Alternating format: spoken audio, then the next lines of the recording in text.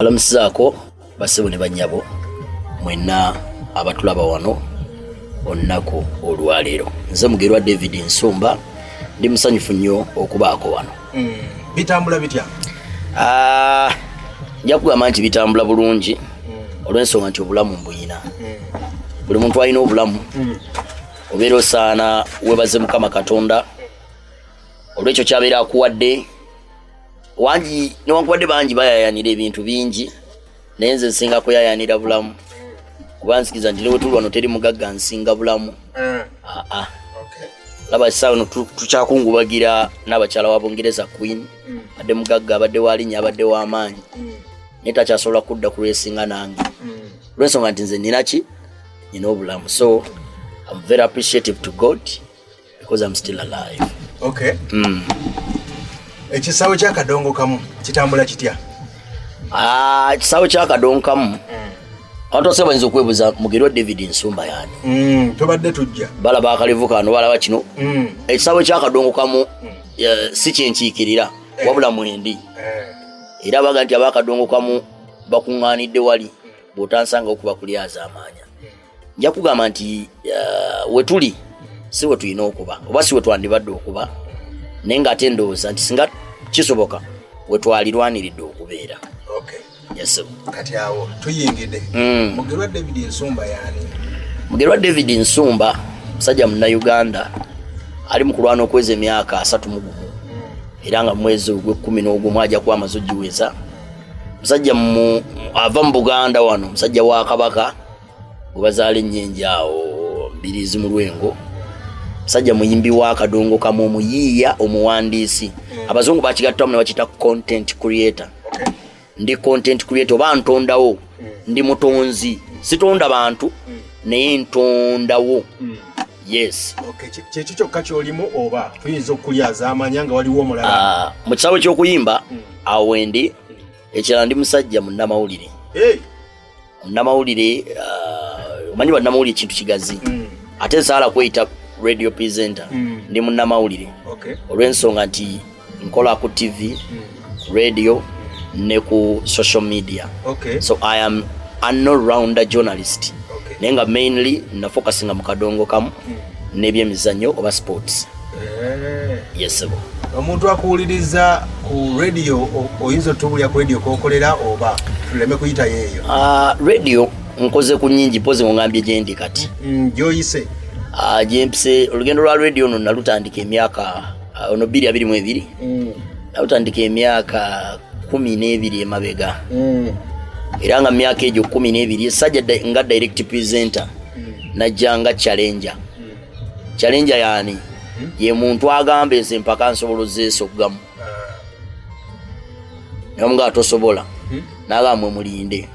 nagenda neyeyanjula ne bamwaniriza namugamba tulage kyoze nakyo. Radio sijja kulima nti nze media nagisoma. Saagisoma wabula kyeneesimisa Katonda nti at least ebbanga lingi baddemu mbadde njiga ebbanga lyonna lyembaddemu. Natandikanga contestant oba omuvuganya mu quiz ya sports. Sports quiz ezo zijja zibeera ku radio ez'enjawulo. Kwe natandikira sports quiz yabanga ku radio bagita Buddo. Iyo no bagitanga Nantamegwa gye nava 2011 nembeera wa kusatu. Sinti bansinga sina maanyi oba sina kumanya naye nali muto. Nali muto 2011, that is 11 years back. Naye emyaka gyali 19. Ate ekyokubiri nga nva mu kyalo. Omuntu omanzi okwebuuza nti okuva mu kyalo is an excuse. Mukadda ku excuse y'amaanyi why? Internet yete naba kubukaala mu Uganda. Kati ate nga bannange be natuuka nabo ku final bonna baali ba mu kibuga nga basobola oku accessing information via mpapula z'amawulire via ki n'ebirala n'abali ku university obudde obwo nga batandise okufuna ku internet. So nakwata kyakusatu but sagwa mu maanyi. It was a good start to me. Era be nali nabo nabagamba next year I am the champion. Ne bagamba olimba ne bagasitera kulimba. Era omwaka ogwaddako gwa 2012 nadda n'obusungu bungi so obw'okulwana niyo bw'okumanya mbutufu najja ndi overcharged. Era nawangulanga ne bempangudde bakkiza bagamba otusinze. So kati awo ntandika okudrawinga inspiration okujoininga radio because twavuganyanga mu studio chegera olabo nakola kano nakola kali unayita wa nuka tese ntu ino nsolo kwewaayo nenkola ki naye olwokwa sign connection era bwe namala okuwangula nadda waffe Embirizi and I was very safe and contented olwensonga nali sina kyemmanja naye nga desire yo yali mu munda naye nga ngabo onobeera ngabo onoga naye butuufu njala kusambako mu Premier League ng'omupiira ogumanyi naye ng'oweebuuza bw'oba tugeze ewaffe Ennyenje Embirizi otuuke ku Old Trafford ku Emirates oba ku Stamford Bridge oba ku Anfield nga n'emisindi bw'otuukawo tosobola naye link ekutuusaawo so natwala almost ebbanga lya myaka 2 nga nze nabiva nako naddayo waffe nali ntendeka timu yange y'omupiira ekyo kyesagambye ndi musajja mutendesi wa mupiira okakasa yes and one of the best coaches Uganda bemwina ne wankubadde nasalawo obutakifrontinga yes naye nga ndi musajja mutendesi wa mupiira kati bwe nabiva mbiro nenzirayo waffe Embirizi nenkwasaganya timu yange etibwa Pal Soccer Academy nembatendeka 2012 2013 kati 2014 twali twolekera World Cup ya Brazil wali mukwano gwange Matovu Ronald musajja munnamawulire muno ali ku radio Buddu Munnabyamizanyo na competinga naye eri je nawangulira kati ndoza ye bambi naawulira nti nali nsobola nina demo muwulira nga ate yakola ku radio ninga mwana yayo no mumanyi mumanyi so boya nonye namba yange najifuna togana nganze Matovu Ronald twali fenna ne mugambo gara ngende ne Embirizi nkwasaganya kati mukange nemuka naye nkuwulira by then yali ku top radio Masaka nanga nti kale tujja kusigala tunyumya tutambula awo tuyingira omwezi gwali gwa 5 2014 Matovu Ronald ankubira olono si ayina na simu China naina akasimu ka mukwano gwa Mr. Simon musomesa wa secondary awo obi wange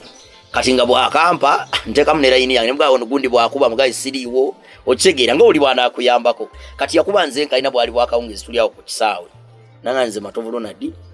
badde njagalo je Masaka konza nkole yoki nanga bekikulete Masaka noza ki njagalo je okole ku radio mga gondi amanya atwasiga radio bajiwuliriza baloza byangu nese kintu kyangu muganda wange nemugamba tuufu sina bukugu sina bumanyi na buivu oba nti nabisoma nangamba Nsumba nze nkumanyi ebintu obimanyi kati njagala byomanyi mu mutwe ojjo biteeke ku mpewo bwonoba mubi ensejja kujaje bwonoba mulungi ensejja kubuulira nemuganda nze kugamba nze nga nayavuwala sino wadde olukumi oluntuuse Masaka nangamba yiya kati nkwadde wiiki emu weetereze oddemu nkubiro gye kati atolo desire gye nali nnyina emyaka 2 emabega ezuukuka ngamba mwana omuyayo naala kuntwala mu bintu bino naye nga already nga boonoga nti bazuukusiza ekintu kye wali waloota kati natandika ate okupiikinga mpola era nga sikulimbye mu kyalo navayo n'empale 2 ne t-shirt 3 nabireetera mu kaveera olw'ensonga kye nali nzigyamu nali nkimanyi nti basobola okungoba mu wiiki esooka saagala kutika buntu bwange bonna bwenyina buzina bwange mbukubewa mu kibuga ky'abandi Masaka naye munaye bwe natuuka kati nze natuuka mmanyi ngenda kumalayo omwezi nga mulamba bakyampisizamu namusanga awo ku kizimbe bakiyita muto mu kibuga Masaka walinga office za radio gye baali bakolere ya top nangamba nze nti jatugende anti sanet setwambisa amadaala nyingiza office agamba wano wali office za radio gyogenda okukolera kunzi sizikola nzikunjigiriza mbe nangase bozikola olwo saawa ziringa 2 awo ez'ekiro ngamba tunaamala angenda wa Matovu ne bakenkyanga nzirayo Embirizi tutuuka awo kusanga omusajja mutawaswa Peter musajja muwanvu musajja mukwano gw'abangi mukadde nali simumanyi Matovu amugamba yuno omwana gwe nadde gamba oluno nkomanga wano bwe wati zawanako nga ndi mumpi wali wansijja kuwanvuwa nendoza nali muto nga nkyasumulukuka oyo 2014 waswanga ndaba nkwata ku kibuga agaona nasobola onanjuya yuyambu ati namugamba nze mukuleetedde olwo Matovu ava ku topu bamugambye oba tebamugamba ne yalowooza nti omuntu gwanyiza okukola ki ye ate nga amanyi obusobozi obuzibu bwange tebwali mu kumanya kuba nali mmanyi abantu b'ensangi zino nze nsibambaga mu ndabye n'okumanya kukendedde naye obuzibu bwali mu kukola kikuadaptinga mangu. So Waswa Peter Gakali mugamba yambuke ku radio nja musangayo. Kakati Nsumba abwe nga ne Masaka simumanyi. Kati Matovu angamba ogenda kwambuka ebwala ku radio jajjo kusanga. Nga ne bwala simanyi gyali era yayita wa boda namwe 10 baza lwali 10. Namugamba ono mwambuse ku top radio ebwala. Anyambusa ntuuka osaaza alinga mu 2 kitundu awo. Nsanga abavubuka balinga 8 nenga ye abantu babira bati banji ku radio. Kumbe bensanzeewo nabo tubayingira kintu ki buli omwine yamusindise buli omwine gye yavudde. Matovu lona dio lwakulosinza agenze ku radio bagitanga buladde. Kakati nze nyambuka ebwala olwo Nsumba ayina akasimu akabuuka k'amapeesa nenga nkanyigisa kasubi funa akasubi bwenti nenyiga wano ne bwenti nenjogera naawe kaliko ne internet nesi nnungi era yakampa mukwano gwange gyali embirizo mutaka lyange omusajja bambi aliko obulemu asala nviiri mulema ye yakampa yangamba bw'oba ogenda kanka kuweeyo tujja kulaba ngenda nako nzija ngenda okutuuka ku top oyo 214 nga baana batandise okufuna smartphone benasangawo embaati zino ngamba chaka bakozi ba wano kubanga basanga nga bali safe and contented bagira ko wali nafuna kumazi nanywa bagira kina atula na wandika nzirenga chakano bakozi bawo kumbe bengendo okubinkana nabo tewali wewe utongaziwe ya sawa nyao mkuru wa Waswa Peter atuka ati nebuzo musajja anonye ekiro kino kumbe yali akola show y'ekiro wabagitangani bannange simanyi sanyu mutumbi yaberanga Monday to Friday basawa 5 ku 11 nga bucha tuli towards World Cup ya 2014 yali Brazil. Kati Waswa Peter atuuka ayingira studio teyanyega bano bali bamulabye ko daba bonze kabuza yewe mulinti aga tuyingire studio bayingira mu sigala wabweru nalaba vude wano bali batude ku reception yawo nange nzija ntulawo ngamba chaka bayina ebintu byabo kati oluji baleka lugule Waswa Peter agira bwati gwe ani wavude wa gwewe mbirizi ndiye hatokola kiyingira wano nyingide tuwezeemu 9 ye presenter wa 10 zindalo yali 2 nagamba abana wano abatano wali tugenda kutema ateme ebibinja bya World Cup ye byakolanga sports ne olokwa yali programs director yagala akole okusunsula ngaita program ye yekiro era akamba nga tumuwulirize nnyo mujja kutubulira ani asigala ani agenda twetaagako nga basatu ngamba nfuda abasajja bayina empapula ziva wano na wali abasajja bayina amasimu galige ginalisira bangana kofi wafe mbiri zitegaaliyo engamba Mukama Katonda wange ngenda kwogera kuki akasimu kangolo kagwako omuliro ntyane gwensaba chaja era nakakwata bukwasa nakavunji kamukaveera kange antula ku microphone ya Waswa Peter bwenti tandika abatandika abuuza kibinja mulimu gundi ne gundi okyogera kochi anze nga bwendowooza nga bwensuubira nti kali ekibinja bbi mulimu gundi mwami gundi okyogera kochi nanti gwani ovuddewa yati nze nga bwendaba buli omu naawe ensonga ze nantuukako nangakoze ovaawa ng'omuntu kuwanyomye edda emutufu mbudobo nali nnyomebwa nali mutini nali mumpi ate awo nali sikyali muto because I was 23 nali ntandise okukula naye nga size yange tenjaamu nangamba ogambye ovaawa nti mbirizi nze Mugerwa David Nsumba kati saamanya nti bwe nayogera erinnya eryo nali nkoze ensobi naddala mubawuliriza erinnya eryo lyali ddene nga nze simanyi ogamba buga nti nze Mugerwa David Nsumba nva mbirizi akakantu sikavujanga nakati ndi mwana w'embirizi nyenje nze Mugerwa David Nsumba angamba ekibinja kiikyo kitutemeretemere yampa ekibinja mwalimu Portugal oba ne German something like sijukira bulungi naye bimu ku ebyo byali mutandise tutemyetemye kati ntandika okukola okulifaaringa nti kibinja kino mwe bali kyagala okufaananako ekyabali omuli gundi ne gundi so bw'otunuulira ekibinja kino nobesinga ku baani abakirimu ebirubirwa byabwe experience yabwe kino na kiri ndowooza muko kuba nti gundi alina enkizo ne gundi alina enkizo. If I'm not mistaken, nzukira ekibinja ekyo mwalimu Portugal, mwalimu North Korea. Yes, njagezaako kugeza kisika Portugal, North Korea. Yes, benzijukira naye I think ndoza ne Germany bayali omwo. Yes, 2014. Kati tutandika tutema atukamumulemu program siya music kansoke nkubire siya sports ya music kansoke nkubire ko ku bantu obuyimba akuba kati mugenda mu music ya mu break atandika afuna amasimu owaye kwe tulituuliza abasajja abo ngaba amanyi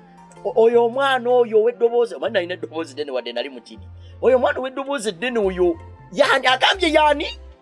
njali kwa ina kubonna nti oyo asembyeyo nti Nsumba ne bagamba waswa walese ekyasi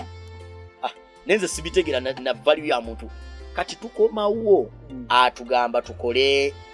final final observation World Cup eno mugisuubira ki ne bagamba advantage eyinza okubeera ku teams nga 3-4 mukadde ako nabawa eggwanga lya France nembawa eggwanga lya German nembawa Argentina ne Brazil ne bagamba ekiyinza okuyamba Argentina ne Brazil tournament eno eri waabwe ate teri mu normal time nga bano amatims ga Bulaya agasinga bali basamba bukya kati bo bakimanyira kyakubiri ekiyinza okuleeta mu Brazil n'enkizo bali waka bebategesi audience fan biki na buli kimu kiyinza bayamba Argentina mbudobo nga Messi ali ku peak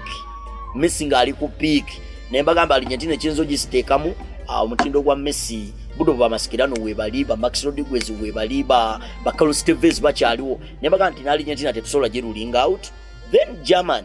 ekiyinza bawenkizo budo obwo German yali eringa ina generation yali eri mu kusiibula. Yes Bastian Schweinsteiger Nuwolo yali amaso okuwamba enamba ba Philip Lahm almost nga baagala okutambulira mu age bracket yemu abasinga obungi ne baga kigenda bayamba nnyo era kijja bawenkizo ku bannaabwe. So nemugamba nti nze for me it's Argentina, Brazil, German and is it France? Sijuka mlala awo ne oba yali Faransa sijukira. Nemugamba ge mawanga agaana. Nemva ku muzindalo. Bwe ndava ku muzindalo nabala ne bakola bezukira abalimu wali Mayanja Fred, wali Bugembe Richard omusajja waavu ino yaje yito omusajja waavu ino. Waliwo Mutabazi Ronald, waliwo gundi mama bamuyitanga Majuko ani Juko Edeni musajja ne yaje yito waavu ino n'abalala betwali awo kati bimala okugwa enkeera waswa Peter talina gwe yanyega kwanyuka kumacha saa 11 n'afuluma n'agenda kitwamanya kati nze nasigawo nga kyakabyaganye kati tuba tukyali awo saa ziringa nnya bumaze okukya emotoka ya mmemme yagirako abasajja bana neekuulayo solido sajja bakuulayo solido nze siri nga bawumeme batiika bakuulayo solido nafuna kaveera kange mpakira bugoye bwange inamu ne transport wange mpaka mbiri radio bagijjeeko kati World Cup etandika kwolwo nga 12 June if I'm not mistaken 2014 nzire embirizi ngamba bagamba mwana tebyatambudde bulungi twakoze ne radio bagijjeeko bangamba ye radio kijibajje kunga yino kweri nga radio kweri yokolenga katole banteze kakodyo mbere embirizi ntula olunaku olumu World Cup etandika olwokubiri etandika olunaku olwokusatu waswa Peter ankubira essimu olwe namba inagifina savings ko manager Top Radio Masaka so yali PD programs director ambuzo alo oliwa konze mukama wange jende wafe mbirizi nkwetaaga kati sawa eno njagala bengo tuse ku radio ali sawa za ngamba zali nyeze ekiro mugate kisoboka mukama wange mugate kisoboka naye nsaba unsikirize nzijenja boba wakujanja kera kumacha nyonyo sawa 12 zikusange ku radio natukawo nga 3 tukawo mbeera waawo ndo kula abantu bennalekawo nga 8 bwe twali bonna nze nmanyi ngenda basangawo nasangawo basatu ate sina mboozi nabo abasinga bali bava mu masomero gamu nagasomesa ebya media unavudde wali oli gundi ye musindise oli avudde Sembabule bamusindise kati nga nze ndi odd man out kati bwe natuukawo mukubira mugasebo ntuusira ngamba beera wa out of awo yakwata pichi yayambuka emisindi dakika nga 5 watuusi nanga jangwe manji wa radio nangamba okuva na leero gwagenda okulira ebyemizanyo ku radio eno ogenda nga kulembera program yesimanyi ekiro ogenda nga kola abanye yekawungeezi saa 10 ogenda kola nga program yokumacha tusako ekibobbo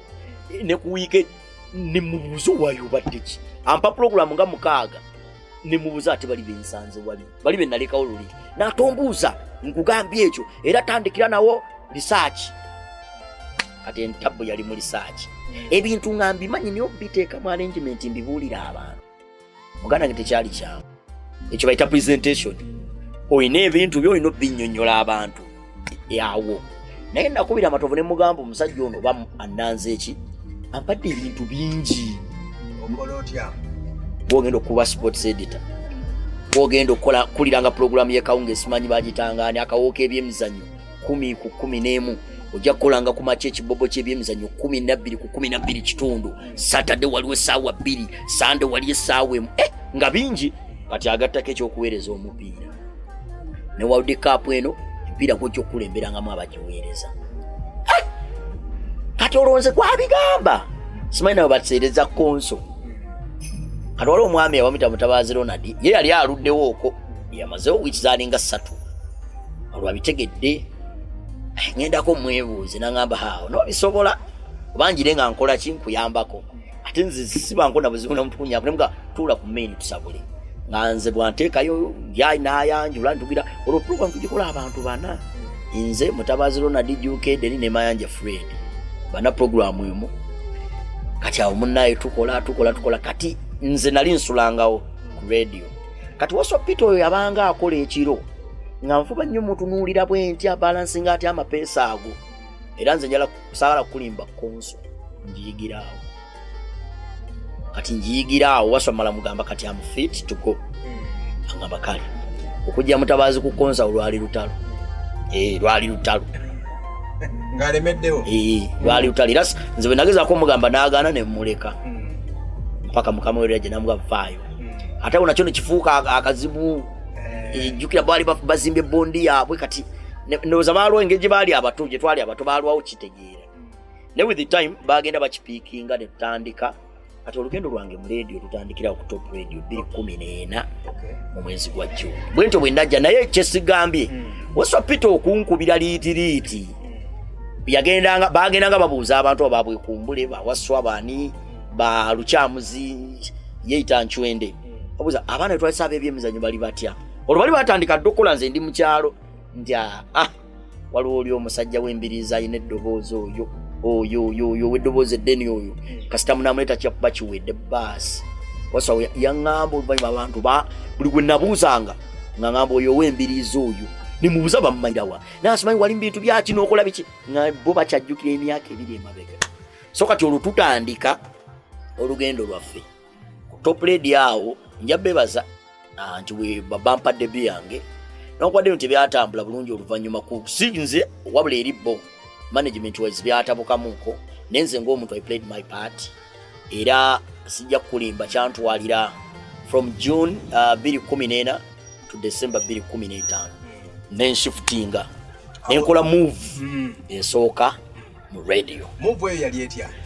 move eyo nalowooza nno yali mpanvu kyalinga kuva mu nju noyingira mu ddiro noyingira mu kisengi waliwo radio yikwete Masaka bambi ennaku zino tekyaliko luddo we yali amaanyi that is 2015 kati nga njiwulya nga buno kati radio zemugira nazo kati nga weeri ekola y'amaanyi naffe no gye tukola n'endala ezaaliwo kati mba ndi awo njukira nze nabeeranga ku radio ebbanga lyonna nga nze mbeerawo waali tukola batanze n'okuzikaawo nga tetunaba kusaawa nga bumanyi compound ennene nengeri sajja lijja lisaayirirawo mu biddoddo byekikalu nga kiraya nti azze sente zirabise jali tambula lisaayiri byekikalu olubuto lugize mbweriti nekule sajja lijja lyansangawo kawungezi nali ndi anakikajjo kyange naye ng'ab'e kawungezi bali mubakola wiriba n'omuwala amuyita Amelia tyesebo gye baliko konze muzeeyi kale sebo tukuyambe muki noonya omwami Nsubuga n'omukyala Amelia kyambadde ne mugamba amazima gali nti Nsubuga taliiwo wano naye Amelia aliwo ate si Amelia kyambadde ya Amelia birungi era mwe bali mukola evening show naga soko Nsubuga mumanyi Nsubuga kola byamizanyo nga Nsubuga Nsumba mbadde mise Nsumba ono ndina mu kipale kyange kimpi omanyi okutuko batsanza ne mugaka kandabo bajali munda nengenda nenkyusa ekipale kyange tekamu empale endala nengamba kale kati omusajja kangende mu facing ngendawo ogezaako okumufeesinga amugase butsanso okulaba gye baliko olwamaze okunneeyanjulira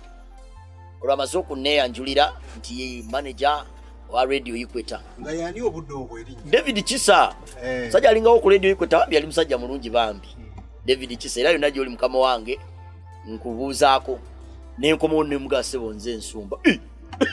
owedda mbuuza gwe bwatyo bweyayogeranga ne mugaa yenze ssibu kati nga yamanyi toli omusajja munene muwanvu naŋŋamba bw'oba yeggwe nkunoonya koza ate sigendaako kuyikweta simanyi kye nayasizaayo nanga njagala ojja onkolera ebyemizannyo ano yali challenge y'amaanyi tuyava embirizi redi endala okujja okwapulokinga nga nannyiniyo kuba kisa yali nannyini almost nga yakunonya zaatambuza na bigere naŋŋamba era mbadde nsaba mu nnaku nga enkya ojjeyo twogere mu ofiisi yange nempitya n'omuwala oyo guŋambye Amelia ngenda kumpewo neŋŋamba Amelia sooka ojje nene mumulaga kati Amelia yakkiririzaawo era enkera tiyadda ku leediyo n'agenda kuyikweta naye nze nalinawo obuzibu bwali bumu nti ku leediyo nali paati nnene why nze nali mbeerawo almost nga ninga assistant PD by then so nga bingi byenkutte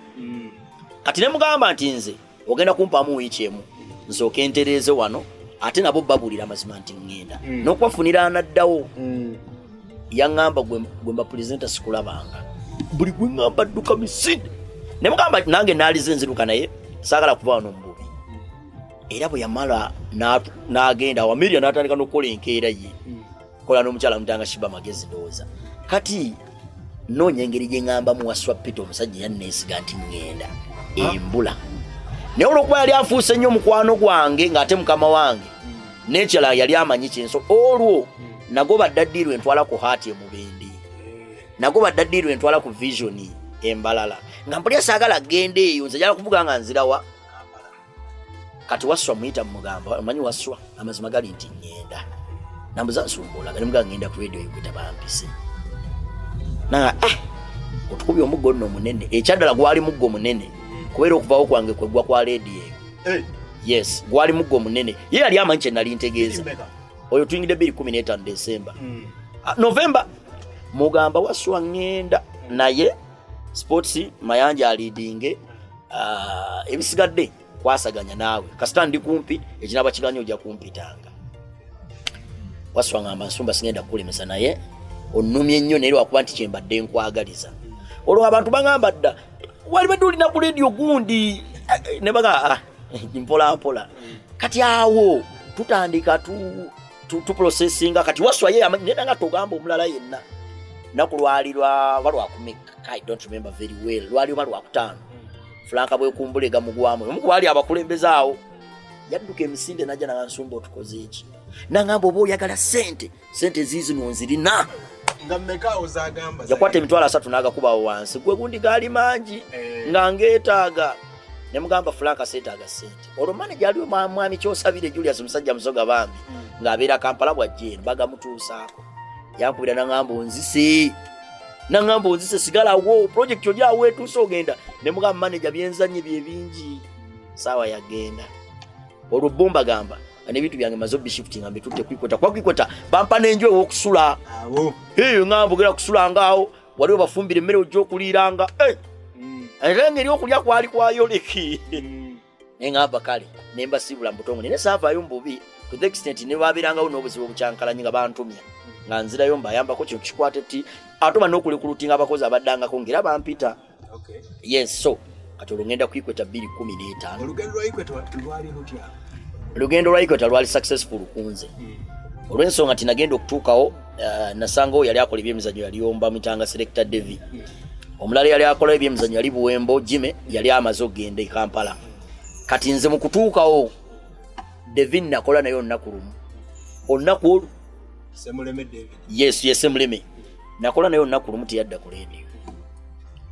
Namulinda enkeera ne banga atagenda kujja. Tegeka bibi. Tukola program ye kaongeza saa 2. Tulinawo ne kumachawa ke 3:45. Kati nno ntandika okupanda ebintu ebyo ku Equator. Nakola ku Equator emyezi 3 feedback netandika okujja. No waga mu musajja waffe. Tebaga Nsumba alaga musajja waffe yavuddeyo ku top yazze ku Equator. Nga nabo mbajja ku gate we bati balingize ddala kituufu bajendi.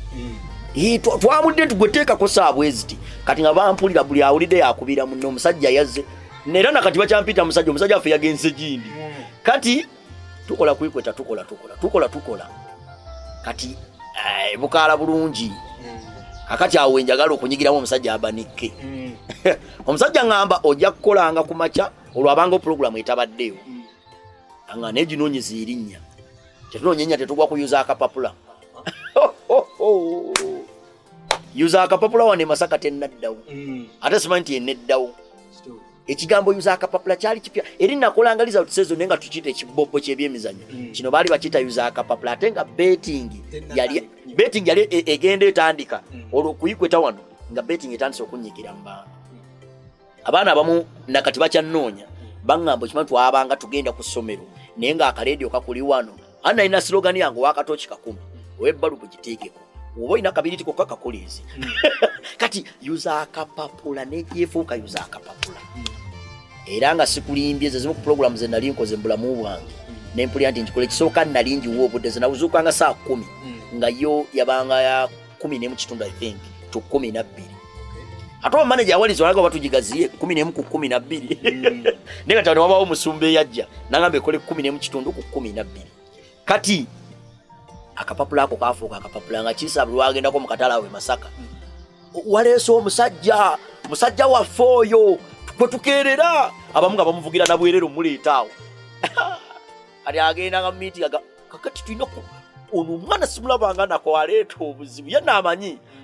ya boostinga kumba akuleetinga enmity. Era byali bizibu bingi awo byele ebyajjawo oluvanyuma but not because of a good performance.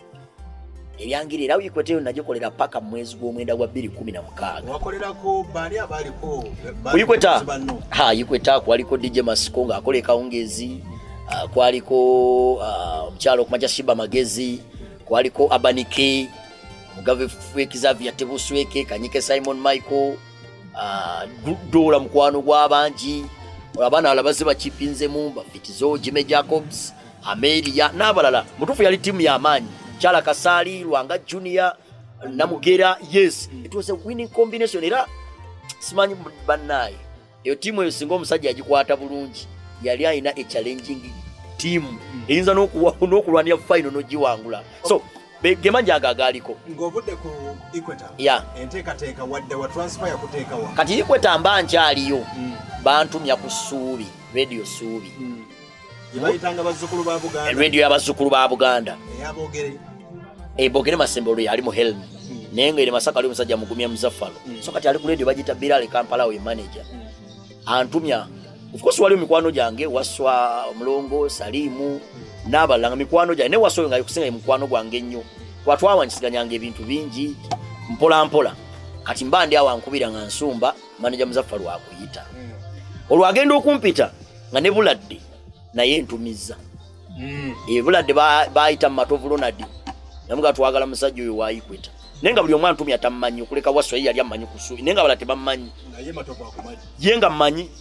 Bambuza musajja ki. Matovu oyo njamu bazake ekintu kimu. Yanzikiririzamu nnyo. Day one ate nampa support. Kubanga nyizo kati era kyobola nti nze kyempa bannange kati. Nze buli muntu gwenda bamu obusobozi. Making sure wakiri nemwa bulemwa. Nenga ngezezaako okumulaga ekyokola n'omuti muteerawo. Kati yalemwe. Kubanga ngisanga Matovu yanterawo nennemwa. n'ali feirinze naye olw'ensonga yajjulira omuntu ali ready okulya so Matovu muganda wange gy'oli I salute you musajja oyo yanzikiririzaamu nnyo era ndooza gye ntuuse eno era naawe sikuswaziza newe naakatuuka sofa ate naye musajja ali bulungi kintu akikubira ddala bulungi so kati ntuula awo mpita Matovu mugamba naye musajja bampise kati yaŋŋamba nti ababuladde bakuntumye muganda naye okimanyi n'abasuubi bampise kati tulamu tuweyingamu kaawo obudde obusuubi yali epiikinze nnyo radio abazzukulu ba Buganda ng'ekigambo kikuba budde obwo waliwo Olukungu Nuuhu Sebwato Julius Umar Hussein Mukasa Kasibante Abeba Sweet Jasebani lijimu eyo be bamu kubaaliko ninga basinga nalikoze nabo Sebwato nze namutwala nze namwana radio omuzinda lugwesoko okwogerako gwa radio nga mukozi nze yagumbuwa Sebwato wa ku radio ku top radio kati Sweet Jase namusanga ku top radio twakola fenna Desire Kabite twakola fenna Divine Wanji twakola fenna kati nga Salimu be bali bavude fenna kati nga face simpya jendi kati Muzafaru ampita radio yajidukanyanga ne Kapaja Oligino Kapaja kati ampita ngambo manyi njalo jo tukolere comment ekyo keche nsanga kuikweta na lisikola comment nakola comment yomu yali final ya Copa America wa 2016 kidemo yakubira Argentina namukola twamukola na kironga bucha ne TV twajezika wajime Jacobs je twajija twaja tuje tseneka nyike Simon Michael tuti tukole so ndoza ate bambino za gwempira kuyawulira naga ono gainga wanjawo kandi mugakali ndi mwetefu okukolera naga kakache tugendo kukola olwayogera ku kigambo kye bayita omusaala ndakuwange emitwala 20 omwezi omusajja akudde ddalu omuntu adda akolera obwerero mpe emitwala 2 nemuganja kukola mangu kati kwanza kati ekyasinga bamenya yali pairing kwangu Red Nuhu yaliwo nga akola Waswa nga akola ne Salimu mulangira kati ababuuza Nsumba akole nani akolene gundi nedda kana waliwo omukozi gwe beemulugunyako ekikulu oyo tatasaamu maanyi ne mbaga mu mpoyo omunafu nate yali munafu ne bangamba tugenda kuwa omulangira Salimu Nabaga it's okay. Combination Samueva. Salimu Mugerwa. Kati Salimu mugamba nti nze nkole yange eri bweti ni wetu. Good enough yali amanyi. Atenze bwemba ku mulimu. Kasitantula ku muzinda lugo musajja bwenti. Oba saalidde oba bamanja ennaku yange njikuba mabega. Kuba kati wano bemba mpeereza betaga the best out of me. Nange nga batuwa emipiira bagikola lost efuluma. Salimu aja kola nga n'Ensumba Nuwa akole ne Waswa walo nomvuka omulala gwe sijukira gwe bali bagala okumpa kati tutandika okukola emipiira kati nze najja ne commentary nga wanjawulo era za graduating ampola mpaka watu sana ku the baddest commentary wange yali wanjawulo why nze musajja ayina ebika bya commentary bisatu olwo kye tuyita direct commentary educative commentary ne entertaining commentary mupiira ku mupiira direct commentary abani agwadde gundi nagwa gundi mountain up bene manga ne bajja clearing uchegira direct commentary educative commentary kugamba nti abani ogola bayo bira ko kutimya gundi javana de jindi obula gundi ali ko kubanja na gundi gwagwadde ali ke jindi uchegira omuntu apikinga walo entertaining commentary yes ona atambudde nyo ku TikTok nobuza kati ono bitu byakuba mbutufu nesenga mu kyalo bomujja mu Gomez no mwajaza bisamba uchegira kati bano bajjaja bakindaga ye kakati nzize ngata educative commentary direct commentary ne entertaining commentary nembija mu the baddest commentary nabera DP singa yabyogere kamanda wa baddest commentary wanga kaso kati nakireta nga kuba nange bali kirala wabasoma obunafu bwabo ate sabasoma najja na kintu kyange kwanga fe kwalo Twitter abebikonde bakikozesa boxing the air otambula bamboti kati atenze ngandi mu kyalo nakyali wanga mita Sebu Flonadi sajja wamanyi yakyali nyika kawo ne mmenga mu ntanda ya Buganda na performinga bulungi naye kati nga twalina nnyo desire Emboozi nga tutambula tukola omupiira webaka sala kujambya radio nkwata akati nenkamudiza kuna papa sina kuchemanga but pasina kulekera publicity kati we mutira bagubeo postcodes na kwa gigs ochegera kati ekyo najja nakyo oba kyali badenga freestyling nga bano bannange si kyekyabwe era commentary yange bwe yalinnya ku radio ya Suubi teyadda mabega kubanga obudde obwo abantu abasinga kye batamanyi competition yali amaanyi olwo Tamale Moses amaze okurayizinga amaze okola move avudde ku UBC agenze Mengo already n'enduga legacy yabwe yali ekyaliwo balumansi nga weeri emasaka bogere Moses ne team ye nga baamanyi kati ng'okujja ne wenyiga mu basajja abo waliwo n'okuba n'ekyenjawulo amazima gaali nti tetwabamenyawo wabula tweyanjula eri abantu nti waliwo ki waliwo ekize era bwe twazimba combination saamu ng'ogisanga mu radio ng'ogisanga mu maduuka n'ogisanga ludda mu Masaka muno mutuufu nga era feedback ejja tubiri kubano twali batandika ekizimbe tubiri kubano ng'okapati ajjagira buddo bw'ata alinako message ajjadduka mutumiri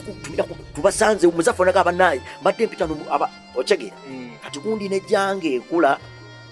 kati olwo Suubi bajjukira nti ate Nsumba y'omu ku ba analyst ab'amaanyi omanyi abantu basika bamanyi mu commentary nenzo commentary is a second option.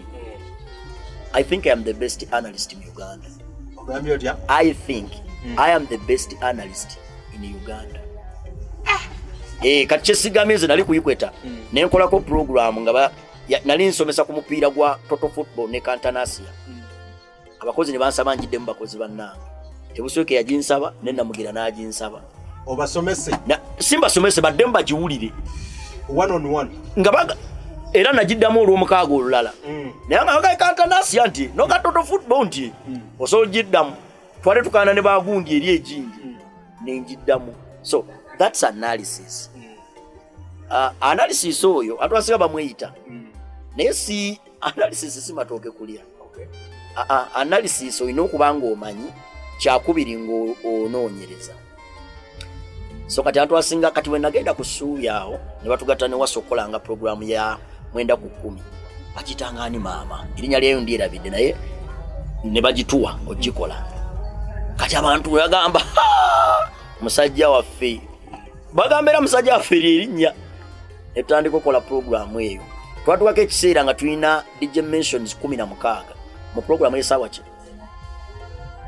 era Muzaffalo n'atwita n'atuga kati mwategedde nti mugenda gabana mention 8 ku 8 ono bwamala eno ng'akube eno bwamala eno ng'akube eno nga muddayo by'emizannyo bamukomango okuba eno nga zeeyongera n'okujja ez'ebivulu nga buli promoter agamba waaw kubanga mbudde obwo ne Nuhu yali alina programu y'amaanyi in fact nga yesinga amaanyi ku Suubi yes alipota namutayika ne twatuka ekiseera nga naye atutya era Waswa namugamba ati kati essaawa eno kebanga se naawe njagala nze byange I am a complete worker bwe tulinnya ku mpewo basinnali I don't care omuzinga gwe tukutunuzaamu gwe gukuba twakola nnyo to the extent nti ne management yatuka ekiseera n'ekyuka n'abakozi abamu ne bagobwa olwo mwami Bogere Masemba afuluma Mahadi ataking over Kavuma Mahadi kyemanyi nti ajajira beno program kwa Kavuma kwagala nnyo kati jukira nze nali najja na busaba sina gwe nekuteko nnyo ya journalist bwanaga gundi musigala wano olwo agamba Nsumba Nuhu Nava Sonko Judy ne Waswa musigala abasigadde mufulumo lwalese kampirimpi in fact ne Nava yajiramu eyo gundi mu kiwende ekyo yes ne Nava mwajira Nava kampirimpi kamanya ne gundi yasigala mzee Msonso gudo yali yita wakadala nasigala ne tukola management nekyuka Kavuma Mahadi bamufulumya ate wajja uli jimu ya Wiriba kati ya Wiriba ku Suubi yalekawo nze Nava ne Sonko Judy abo basatu alese team from Kampala kati agenda okujja olwo Nsumba atandise okufuna approach okuva e Kampala sajja omita Tamale Mark ali manager wa radio Buddu mukadde ako manager ne digide e Kampala yali sister station ya Buddu antumya aganjagala kulaba ku musajja oyo akola ku Suubi bwe yasooka okutuma teyaŋŋamba yali ani oyo sijja mwogera naye nga yali munnange nnyo nnyo yebaziza yali munnange nnyo teyaŋŋamba ne gwe yaddamu okutuma teyaŋŋamba ate gwe yaddamu okutuma yali waawa ku radio awo Maaka gye yali amanejinga n'ataŋŋamba kati atuma omuntu omulala nga tali related ku byamizannyo ansanga wao ku Suubi budo nani tazo kutegeka obuvulu bwange lubabu lw'endongo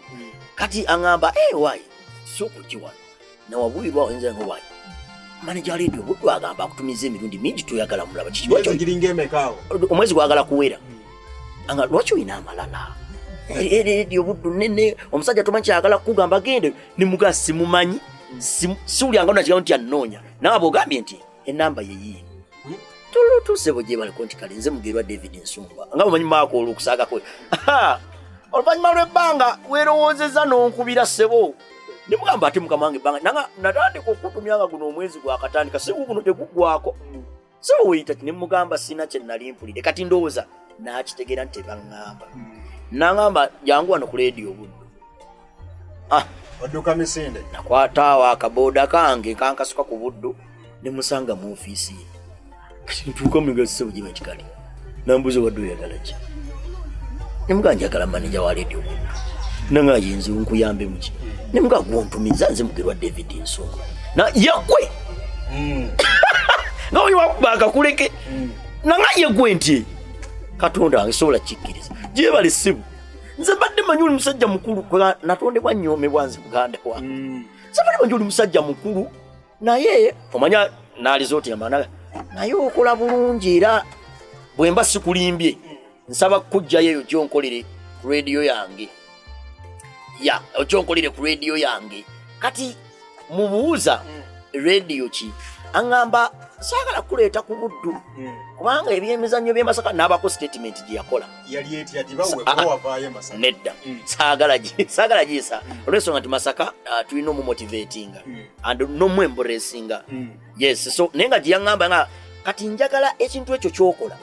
okitwala e Kampala ogendawo e Kampala kati olwo waŋŋambira wakantemera nti nkutwala ku Digidi FM e Kampala nayo nze ngimanejinga oyingidde ekibuga kati ate mugamba nti ate nze nina obuzibu olwo erindi kwabiri kakati aŋŋamba kati kasita nfunye enamba yo ŋŋenda kukubira enkya naye njagala noonyezaayo ne munno bwe mulina combination ki ninga munnangoma nga simufiiringa bulungi oyo mentioninga omulala amugaana era ebyaddala gwe namuleeta Judike Tadias nakolako naye ku top awo naŋŋamba mumuganye neddemo twagikolera kuyikweta awo tebusoke yagitukolera mugavi kakati agigaana aga ayina wambuzeemu kanoonye owange n'agenda ku mbabule najja omwana muta Jumba yatya ekibuga sigaga nti akita neyoza yabalamu afuna Jumba kati naddamu kunkubira esimu nanga tulina meeting e Kampala ebiseera nga sinana lwataano so nziruka emisinde egyalubaluba twolekera e Kampala mu meeting tutuuka mu meeting nsangawo abantu besirabangako kakati omusajja wankwangira contract olwo sisayininganga naku contract sigisayininganga nako olwo ankuba empapula maaso akonze kati contract eyo salimadde mukyamufu nnyo mpaka lwe nakkirya wansi awali omusaala nabye okulaba omusajja ngamba $500,000 nga what nze Nsumba from Nyenje to $500,000 saasoma na birala taddeko omukono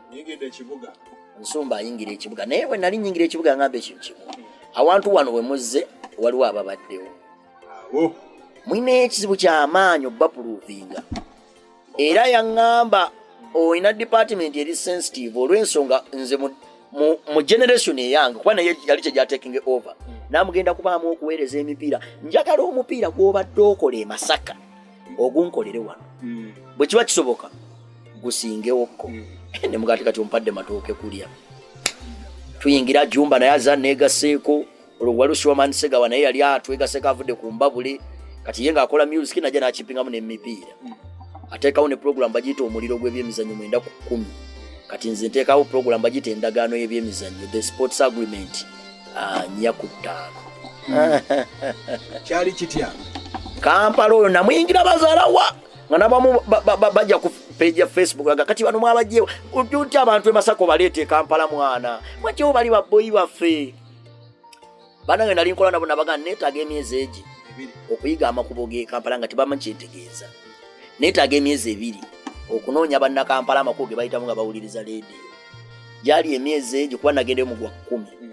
mugwe 12 nga gate ya festival eri busy twagala kulabo yavudde Masaka aga Katonda mugulu ne bobuuza bannangolo bali baze sebwato bamuwadde akola morning show ne Kiseka Martin olwafuse mzee Musonso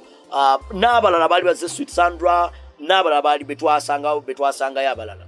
ba Shafiki Adamu n'abalala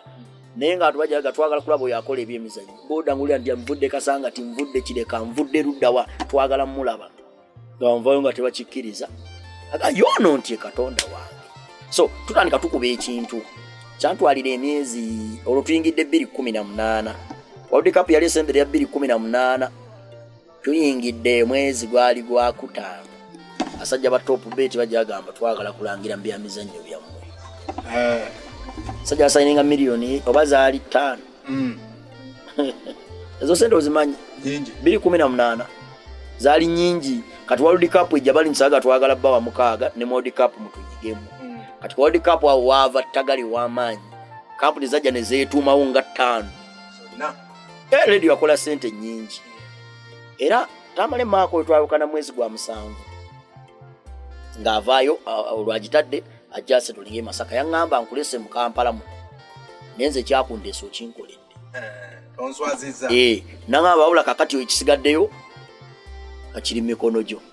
olugendo lwa digida nga luwedde digida yu yaddawa digida nze nasemba okuvaayo nga kweri nanti sijiwulira navaayo 2019 mwezi gw'omusanvu nagireka kweri naye bangamba mabega account yava ku mpewo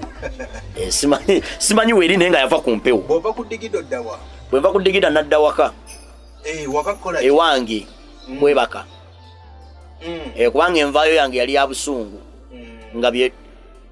maka bwagenda twatandika okubonaabona ge mazima kuba yali amanyi kubanga yalina moto yeegi nkuwa kye twakkanya naye mpa kyenkusuubiramu nga kudimandinga kola era nga ye bw'okola emirimu gyo n'ogimala takulinaako buzi naye ekiseera kyatuuka nga agenze ennaku z'okubonaabona ne zitandika abaddawo ng'ebintu babitegeera naye nga singa oli ate abamu kwegamba mutuufu ne bitaataagana era bwe namala bakolera AFCON wa 2019 Uganda mu yakiika ne mbagamba munkolere kino mbabanja munkoleko ne bannembayo mwezi nga mulamba obudde obunno nina mutabani wange mulwadde ayitaga okulongoosa kati nga bono bigatta ebintu ebyo nenvaako waya nennumba kakiiko waggulwako okuntiko nabuuka amadaala gonna mpaka kabwejumbire muganze golano njala sente zange ate mbubi kuba olutwalugenze mwaka gumu n'emyezi nga giijo mwaka nga gwagala kuwera oli yagenda gwa 7 nze nabaviira gwa 7 mwaka gwali guweze kale byali biwanvu bwe yampayo sente bwe yali ampadde ne mugamba manyi ngenda era bannanga abo bambeera ubinyo mwana okoze ensobi tebakola batyo beerawo tumudeddereze embaga ngenze bwe nagenda najja wange kimanya kwebaka ngamba nkyala kera ngo nfumbire emmere endye ate ng'obusungu bunnuma because I'm a passionate worker bwe ngamba ti ngenda kukolera muganda wange mba ngenda kukolera n'omutima ogwo ewaka ng'otuuseeyo olugendo okudda ku radio ate awo nanyiiga nnyo nakwata essimu zange 2 nenzijjamu line nensiba mu kaveera nensitula mu baaga yange amanda nengajjamu nengateeka waago n'ebiwongole by'essimu nembiteeka waago saagala nkubira kubanga mu butuufu navaayo n'obusungu bwali bungi ate nga siga nti kyali kyamu nalina obulumi imagine sente neze twali twasevinga ku mulembe gwa maaka sente twatuka ekiseera tuziteekamu ku mulembe gw'abantu neziggwawo okitegeera kuba ukadde bwangawo nga bubiri kiwe nga mwana kati wenyongereza akawunyiza okutegeera bonna nabuyinvestinga mu generation yaba netakola ki etaza magoba kati kyekyanyiza ekyo nenga baasi nenziamu neranza okuddamu kulayika muno najja muno nemala mundoza omwezi nga mulamba nenga tebandaba kuleka abo abakyali bange ab'omunda nzipite ne bayinza ndaba ku bakyali bange nenzirayo nenneebaka kati essimu nzizaako naye sinazaako ssimu olwo gundi yali centenary suubi emaze okufuuka centenary nali ndi awo ku madaala agambukawo nga Kamagwa we yali oba nasangana ne bakunoonya gundi ankubidde akunoonya takulaba biki ne wajjako essimu negizeeko atoko obusungu wali ugenda bukanengende wakanenzaako essimu maama call me back aza July nga gwako August nga ataliko tulembalemba tuli mumeka kadali nakazaako essimu ndaba ennamba ya Walukagga nkubira Mathias anga gwe ssebo weeyita kikonza ate kimuzeeyi ne mugesi mbaali baagibba naye nedda baŋŋamba wagijjako mbugendeevu n'ekyo kyewakola kyabusiru tokolanga kintu bwe kityo manye emikisa gy'omenye ne mwakale nsaba kunsonyiwa nange akale akati nkwagala e Kampala enkya ssaawa 5 omuyimbi Walukagga oba mulala Mathias mulumba Walukagga meya wa Kyengera Town Council omuyimbi wa Kadongo Kamunnakingo yakuyita ampita kati nga kyaka Walukagga antwala bintu ebino byakuyimba kuba yali akimanyi nti nnyimba naŋŋamba nkwetaaga jangu nzikwaga sina na ssente olwo mukwano gwange awo mukyali wange twabeeranga ffenna ku digida mutamuyomba Ivan mbimubuulira nga ye ssente ze zibuze ampa ssente zeyamba akati ŋŋendi Kampala sina na kyennatwala ngenze kusinkana Walukagga namusanga awo ku Masengere tugenze awo tutudde twogeddemu yalina ebiri mu ndoba naani omulala twogeddemu naye yali alina ekivulu ekigungu eyo nga ebivulu bakolanga negunde yaluna nga babigase kati aŋŋamba naye omanyi tugende omperekera ekigungu awo nawona sinategeera kyaŋŋamba tugenda ekigungu tuvayo tugenda eno ng'ewajja eno sala eggaluga twava eggaluga ku makya saawa zaalinga 2 tugende Walukagga ku makaaga amalala awo ntulirefreshinga ntuyingira ekibuga kati yejja ali ku ssimu kati akubira Ssebunya Francis amugaja ngo nsange nateete ntuuka Ssebunya Walukagga ŋŋamba Ssebunya Nsumba wuyo mutwale ku leediyo kati sibitegeera Ssebunya mumanyi tumanyi ganyini sibitegeera tutuuka Ssebunya tukwata akapikizu paka ku UBC tuka ku UBC tuyitawo bamubuuza abasirikale ono yali nti ono agenda kutandika kukolanga wano sina kye mmanyi tugenda twayitawo straight paka ku mpewo Ssebunya ayanjudde aga tulina omupya wano sibubuuza ku bantu balamusaako Ssebunya bannyabo nze Mugerwa David Nsumba kyali kitya omupiira ogwo gwali gwa Chelsea ne Norwich ligi yali atandika dda kwanza nabeegattako gwa mwenda gwa 2019 kyenzijukira omupiira gwagenda okuggwa nga ne basiniya abaali baava ku sita waliwo babiri baalinya piki ne bajja ku leediyo bakakase si kakasa kulaba kyewakola oba ne bw'olisanga Ssebunya n'omubuuza ali kigamba waliwo omwami bamuyita Stewart Mutebi legend mu Coventry mu Munnabyamizanyo yali amaze omwaka nga mulamba nga takola yali alinamu obuvune ne yaŋŋamba bwe yawulira enkola yange n'alinya najja ku leediyo era asooka kujjana nenya naŋŋamba ng'okolanga abagundi mukolanga abagundi era yanenya nnyo Ssebunya Ssebunya omusajja gw'otutendesa ebbanga lyonna ono omwana yakajja akuvuga atya mpaka nze kulya si kyenkola wabula kyenkola bakita twogera tegeera tuwanyisiganya ky'ebirowoozo kaakati twalina okukola emipiira ebiri ogwo guggwa ogwasembayo gwali guli mu makkati laba omuntu ayingira studio ngamba jangu bakuyita ngamba baleero mpe mudde nze musajja mwemuzi di waliwo ali ku simu konzaalo Ssebo wangi Ssebo gye baliko nti kale bagwani nti nze Nsumba lwali lwa mukaaga naa ku Monday nkwetaaga ku leediyo saa meka na baisaawa nnyo benga otuusa kati olwo manager Charles Wani Kasensuwa manager wa Star amaze okumpulira neŋŋamba bankoze eki neŋŋenda olusina na wakusula naye kati olwo ekama okyeje nayimbedde nnyo ku digida nayinayo nga sola kulwawo ensula nenfunawo akafaawe nali nsula Mande neetuuka nenzija najja saawa nyaza nsanga wendi tuuka waliwo Chubiko balikodinga programu yaabwe ey'omuggundu ne bowana ne baani mwe namusanga waliwo ne Kagolo bambi Robert nga tannaba kufa kati ntuukawo munda kati Sensuwa n'abuuza atuunaani ngamba nti bali mukama wange gwe wanga nzije ku Mande nambuuza gwe yakola omupiira ne Ssebunya nti bonna ne bakigwa ebibiro biti Kagolo oyo manyi musajja muwabi yali wabyamizannyo nnyo ugambye